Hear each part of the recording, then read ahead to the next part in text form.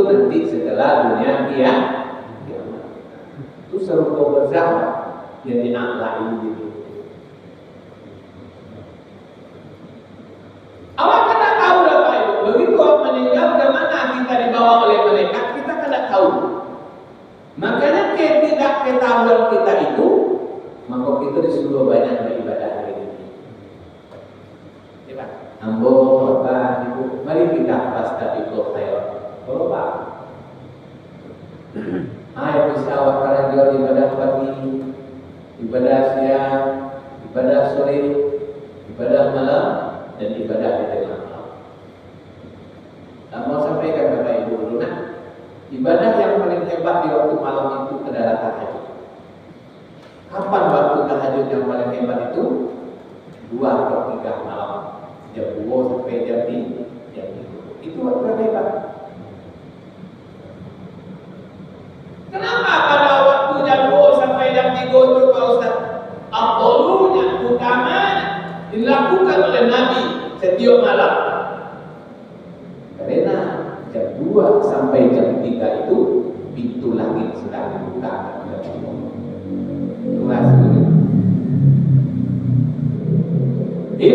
Pintu kebaikan sedang dibuka oleh Allah. Maka masuklah ibu bapak ke dalam pintu itu. Apa artinya? Dengan doanya, dengan zikirnya, dengan taubatnya, dengan istighfarnya, dengan sholatnya, dengan baca Qurannya. Pokoknya melakukanlah antara jam 2 sampai jam 3. Itu yang membaca dari keterangan beberapa ulama kita, yang guru tafsir, mufassirin. Kemudian dari jam 3 sampai jam setengah 5, Nabi itu bersama dengan istrinya. Dari jam setengah 5 sampai waktu subuh, beliau memperbanyak membaca kalimat istighfar. Ampunan. Astagfirullahaladzim, alladzi la ilaha illa huwal hayyul qayyum wa atubu ilaih. Tapi kalau istighfar, memang taubat. Jadi berarti Bapak Ibu, begitu diambil oleh malaikat, maka tinggallah badan kita di bumi. Karena badan asalnya dari bumi. Ada dari angin, ada dari api, ada dari air, ada dari tanah. Apa dia kasih itu? Ya, dari tanah ke tanah.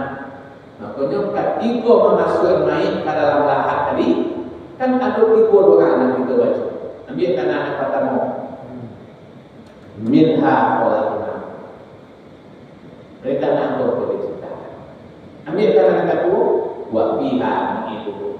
Dan kepada tanah Allah berkembali.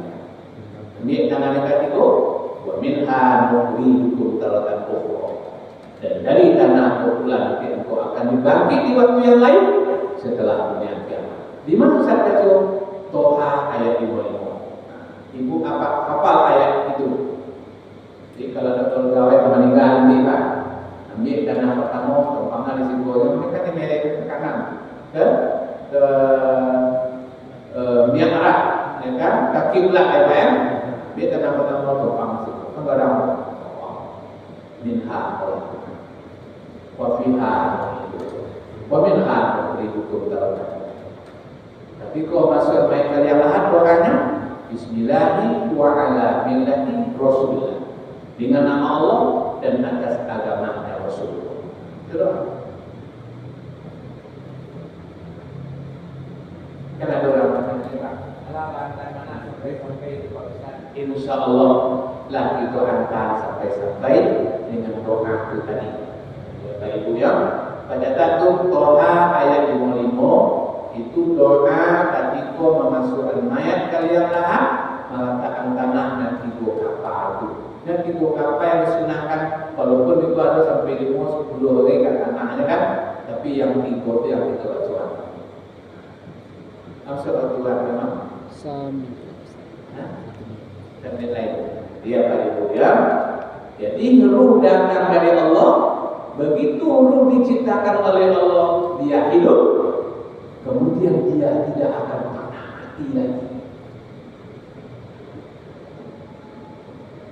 Sudah dalam hadisnya setiap ayat. Ibu, jadi yang ruh itu tidak akan pernah mati. Yang mati itu cuma badan. Boleh apa baca dalam tafsir dia Hamka, Ibnu Katsir, Al-Misbah, Al-Jalalain, dan tafsir-tafsir yang lain. Tidak lagi. Jadi malaikat maut itu bukan membunuh, tapi menjemput.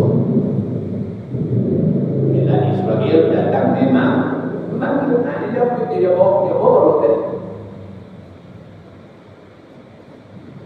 Bila tak ada sampai ruh di malam ruh. Kalau alam ruh pertama ketika diciptakan namanya azali.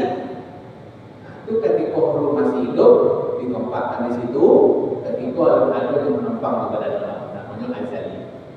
Apa kata Allah dalam surah Al-A'raf ayat 172? Alastu bi rabbikum, siapa Tuhan kalian wahai ruh? Maka menjawablah ruh tadi, qalu bala syahidna, kami bersaksi ya Allah, engkaulah Tuhan. Jadi yang ruh itulah cerdas. Itulah yang kita sesungguhnya.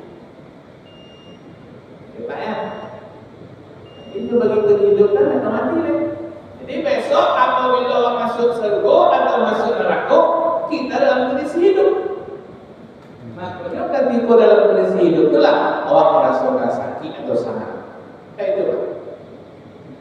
Kalau mati pada alam neraka itu tak tahu sakit dengan. Darah di neraka itu orang hidup. Di surga malah baca rohnya Pak Ustaz.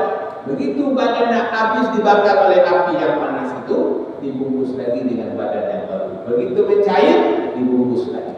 Begitu mencair, dibungkus lagi. Itu dengan kuasanya Allah. Itu sedikit Bapak Ibu yang bisa kita sambung kajian kita menyembah Allah, yang menyembah tubuh.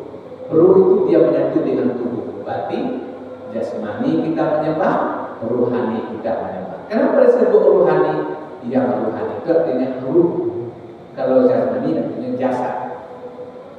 Jadi kalau ruhnya menyembah, yang pada sesungguhnya yang menyembah itu adalah ruh. Jadi badan itu hanya mengikut kepada siapa yang menghidupkan badan ini pada sesungguhnya. Yang menghidupkan badan ini pada sesungguhnya adalah ruh.